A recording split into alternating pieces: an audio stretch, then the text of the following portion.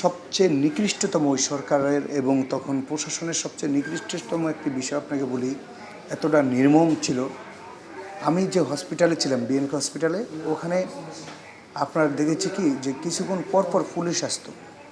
Police এসে সকল যে সমস্ত রুগীগুলো ছিল তাদেরকে চেক করতো যে কেউ গুলিবিদ্ধ কিনা, আন্দোলনের আহত কোনো রুগী কিনা। যাকে গুলিবিদ্ধ পাইতো তাকে উঠিয়ে নিয়ে যেত, ট্রিটমেন্ট করাইতে দিত না।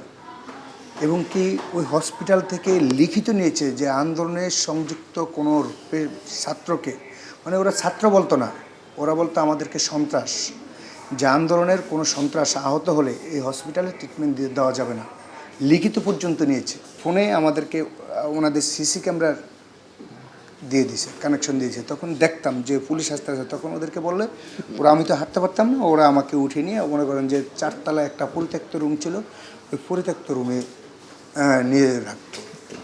তো সঠিকভাবে ট্রিটমেন্টটা নিতে পারিনি হসপিটালে থাকার পরও। মানে আমাদের পরিস্থিতি ছিল যে যদি কোনোভাবে আমাদেরকে তখন, হয়তো আমি জানি না যাদেরকে হসপিটাল থেকে তুলে নেওয়া হয়েছে বা ট্রিটমেন্ট করতে দেয় নাই, অনেকে গুলিবিদ্ধ অবস্থায় মনে করেন অপারেশন বেডের থেকে পুলিশ আসে শুনে চলে গেছে, এই মানুষগুলো কেমন আছে জানি না।